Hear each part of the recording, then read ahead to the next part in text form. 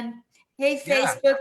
Today we have Dusty Tunnell on the comic spot, and he's here. I met him a year ago at the Portland Comedy Festival 2019 that Mhm. Dante Ruscialelli and Rebecca Kochen put on at Harvey's Comedy Club.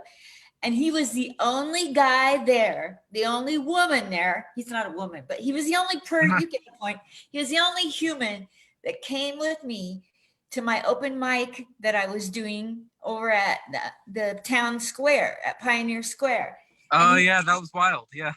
that was so wild. I know, I was Yeah. just trying to get it going, and you did such a great job. And Dusty is a San Diego comic, 5 years in comedy, and he's done comedy up and down the West Coast from San Diego to Seattle, last I heard. So welcome, Dusty. Welcome to this. Oh, thanks. Yeah, thanks for having me on. Oh my gosh, tell me what's going on with you. How's the pandemic treating you? It's been up and down, probably like everybody, but I've been working. I have a day job at a hospital. What do you do there? I've been working. I work in orthopedics typically. Like if you break an arm, I'm the guy that puts your cast on. But they switched me to a different department. Now I'm working with COVID patients. So what do you get to do with them? I've helped flip them over on their belly. So part of the treatment when they're ventilated, they put them prone, which is just a medical term for putting them on their belly for like 20 hours a day. And I guess that helps expand the lungs, and they get more oxygen that way. So I'm part of the team that goes in and helps turn them. Wow. So Yeah. you get to flip patients, and if you flip one on the floor, then you can set their cast. Yeah, that's right. That's why they put me in there, just in case. Do you have any that fall out of bed? No, there's like 7 of us in there flipping them. So we've got them surrounded. They make sure they're pretty safe. Wow. But yeah, I mean, it was a little intense at first, but it's like anything, you get kind of used to it, Yeah. I make sure to wear my protective equipment. And it's really funny seeing I'm 69 years old, Dusty, and I get a kick out of it. Thank you. I get a kick out of men wearing protection all of a sudden. Yeah. Like, it took a worldwide pandemic for them to get it. Yeah. It's unusual for me, I gotta admit. Yeah. Yeah. So tell me about your comedy and like we talked at the festival a little at the mic, but when you first found out you were funny way back as a child, can you take me back to that and then take me to the time you first got on stage? That's what I like to hear. Yeah, as a kid, I don't know. I think I started to get bullied a little bit, like really young, and my mechanism that I found to kind of combat that was being the funny guy. So like early on, like first, second grade, I just became the funny kid. And then from there on out, I was able to join like all the groups, like the jocks and the nerds. And so I was kind of able to transcend groups because I was the funny guy. So it's like a superpower for you. Sure. Yeah. It was like, I guess it was a defense mechanism really as a kid. And then I went and saw at my small town, we have a county fair, and I saw Bill Cosby there actually. And in hindsight, that's not the coolest thing in the world, but at the time it was amazing to watch somebody go tell jokes and know that he was making a living, like that was his job. Although like I never thought that I could do it until like later in life. How much later?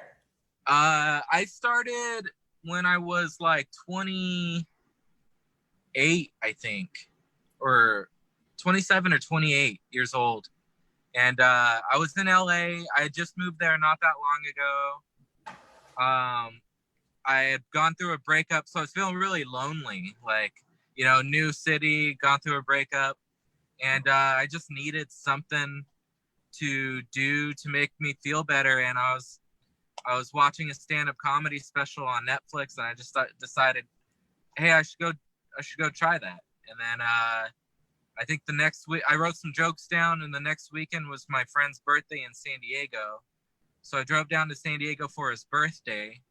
And then I found an open mic on that Sunday and dragged like 8 or 9 friends down with me. And What?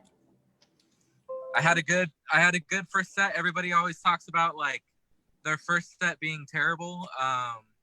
But my first set went really well. I mean, for an open micer, you know, like it's not a good set to my standards now. But just that feeling of people laughing and being on stage, I was just hooked from there on out, you know. And, That's wonderful. Yeah, So I love it. So from your first time on stage, did you start getting booked, or are you one of those comics that just took off right away to shows? Oh no. It took me a while to start getting booked. You know, I did all the you know, I went through like Flappers and like these places that kind of just book anyone, like new people. And it wasn't until I was back in San Diego that I think actually I think the Portland Comedy Festival is really what set it off for me. Because I had a great time. That festival was amazing. I met a lot of really good people there. And there were a lot of comedians that booked shows from Los Angeles there. And I did well in the festival. So I think I caught the attention of a few people, and then I got to know a few people. And so I started getting booked in LA a little bit at like bar shows and things like that. And then slowly, I think because of that, people in San Diego started to notice me more and started giving me more of a chance. And I just, you know, I stayed consistent with how well I was doing. I didn't bomb very often for probably about a year. I had a really good run, and you know, I had small bombs here and there. I mean, like, it's hard to never bomb, but yeah, it went really well. I was actually picking up a lot of traction. I had some Comedy Store gigs coming up, and then COVID hit, and now we're all in limbo. Yes. Wow. You've got some bright future stuff coming up. And I'm not in Portland anymore at Harvey's. I'm in Vegas. Yeah. So when you How do you come like it there? Oh my gosh, I came on a visit, Dusty, last October for a birthday party. And the person I came to celebrate his birthday, he invited me to go backstage at the Laugh Factory. Oh, And cool. I got to meet Harry Basil, his wife, all the people that are comics there, 30, 40 years in the biz. I'm like, why am I in Portland, Oregon? I had to move here. I just loved all the comics are so wrapping their arms, like they're supportive here. I'm around their age. I love it here. Oh, that's really cool. So you weren't planning on moving to Vegas? You just visited and then up and decided to go, huh? Yeah, I was going to Oh, come wow. here to hear. Stephen Pearl has been a friend, and he used to travel with Sam Kinison and Robin Williams, and he's just been a friend. And a bunch of us girls were going to come here to visit him. And then he told us that it'd be nice if we could come for his birthday. So I came a month early just to the birthday. I was going to come back anyway. The girls, well, I never left. I stayed that whole time till the girls came, and then I went and got my stuff and moved here. Oh, that's great. Yeah. That's a really cool story. Yeah, I like that. And there's so many people that give you a chance here, Yeah. So the little places give you a chance, and then the people who book see you. And so it's a very open environment. I really recommend. Oh, that's cool. So it's a supportive scene, huh? Yes. Is And it, like people of a certain age, it's not a big deal here like it is, say, in Portland, you know? Oh, okay. So you were having trouble getting up in Portland then? Well, I don't know if you've noticed, but I'm older and I don't wear Birkenstocks. So I can't Uh, fake it just to get booked. I'm not going to fake it like swing that way. yeah. I don't. My hat's off to whatever anybody wants to do. But, Yeah, if they're I booking get a what you're show saying. that's, specifically for that group of people. I mean, I've gone out and done, fundraising and stuff for the Black Comedy Festival. And I don't know if you noticed, I'm white, but, and I've taken money at the door for the gay and lesbian community, but I don't expect them to book me, Oh, yeah. here. Yeah, it's tricky. I try not to ever expect anything when I do favors, but then I really only do things for people that I like and consider friends now. So, yeah, it's kind of a tricky thing, because I don't like the feeling of somebody thinking that I'm expecting something out of helping them. Like recently, I just helped my friend. I installed solar panels on his van because he's a comedian and he's in a wheelchair, so he obviously can't get on top of his van. And he kept asking me, "Oh, how am I going to repay you? Am I going to get you booked on more shows and stuff?" And I'm just like, "I don't know, man. I just like you, so that's the only reason why I'm doing this. I don't care about Exactly. that." Yeah. There's a lady that I know who books shows and she's on limited money, so I support her financially. And she booked Oh, me yeah. on a couple shows, and I said, "Listen, I don't want you booking me unless you think I'm really ready for it. Those are separate. Me helping you as a friend, like you said, Yeah. and whether I'm right for like every venue has a certain feel. I might not be right for a venue or a show. Same with you. Yeah. Yeah. Yeah. I get what you're saying. Why would you want to be on a show if you're not right for that particular show or that venue? Just move on. What are the crowds like in Las Vegas? Is there a big variation between shows since it's People a that lot of come people to traveling? Sorry to interrupt you, but I'm Oh, really that's good okay. at it. No, it's good. In Portland, people, I don't know if you know this, but they're passive aggressive. Oh, okay. Well, So so they am I, play, so I might fit in there. Yeah. so in the audience, they sit there like this and play a mean game of go ahead, make me laugh a lot of times. Not just at the mics. People go out with their wife, pay for a babysitter, go out to dinner, 2 drinks, sit in the VIP section and go ahead, make me laugh. And here in Vegas, they come to a little tiny dive bar and they are ready to laugh, Dusty. The Oh, same material I did in Portland does 10 times better here. that's interesting. Huh. Yeah, I definitely I want to get out there, and I think you guys are starting to open up there a little bit, right? Yes, little restaurants and bars.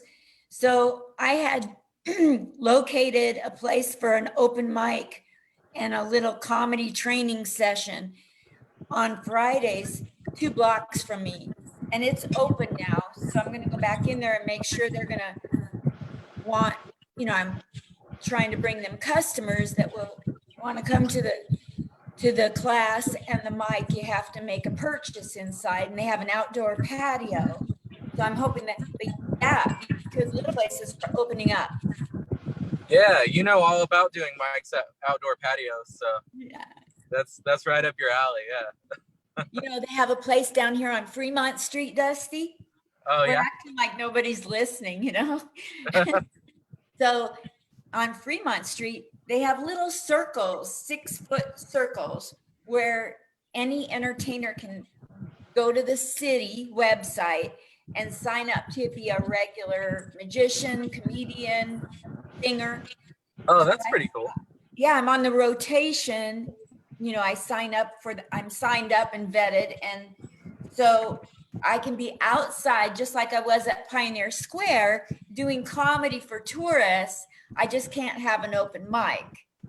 So you So can't so you can perform, but you can't have like a gathering. You can't have multiple people come and perform. right. I haven't, Okay. not yet. I haven't figured a way around it yet, but don't. You'll figure it out. Yeah.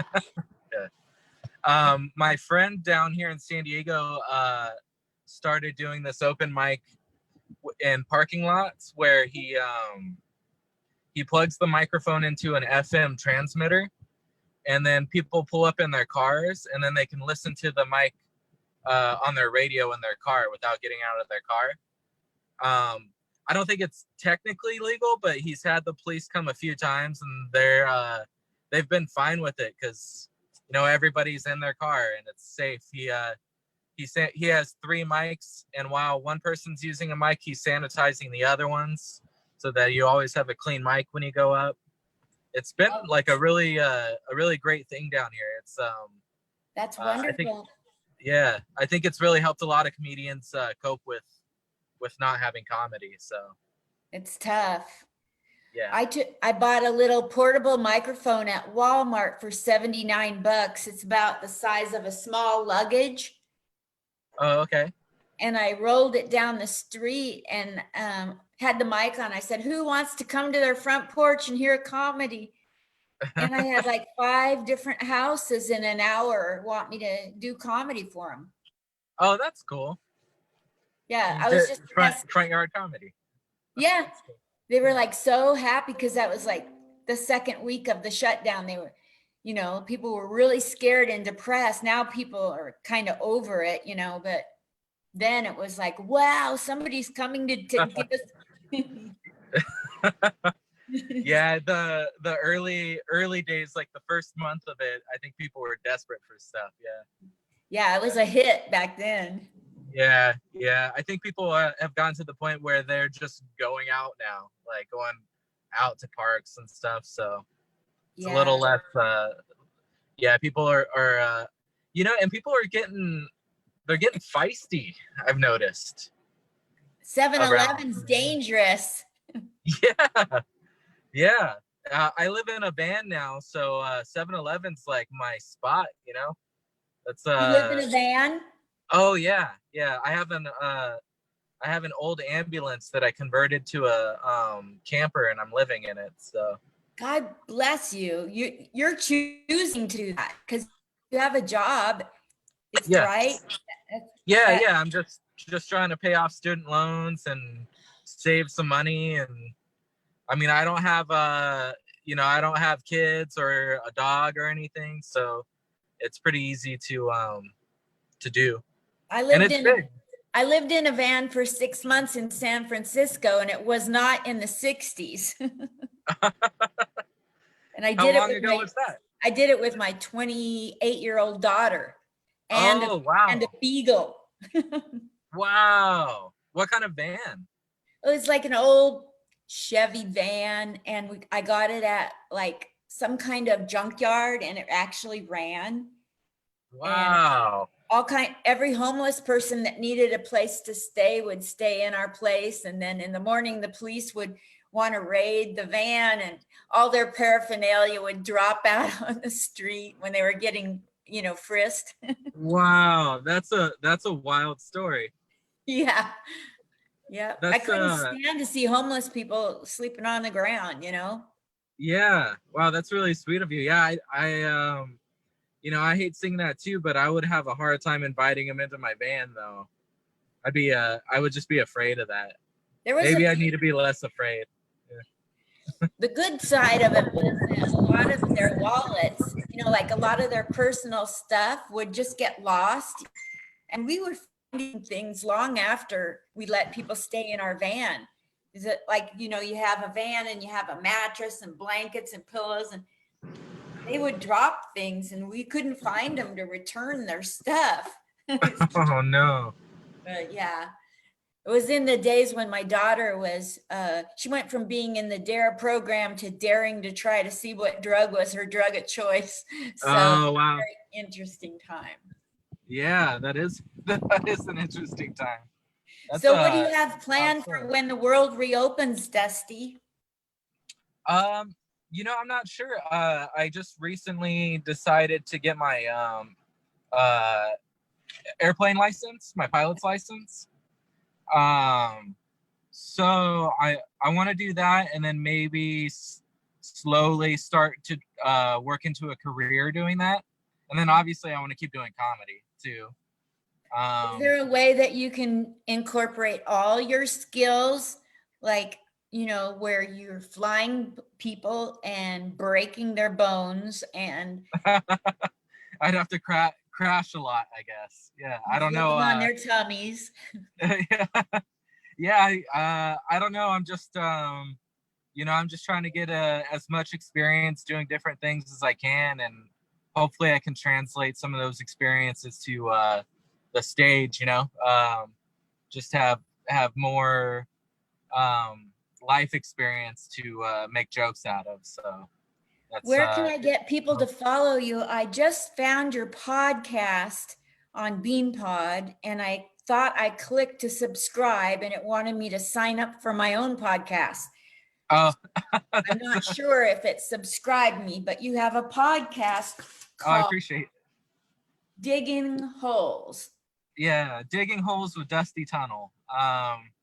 Yeah, you can find it on Podbean. It's on Apple Podcasts, Google Play.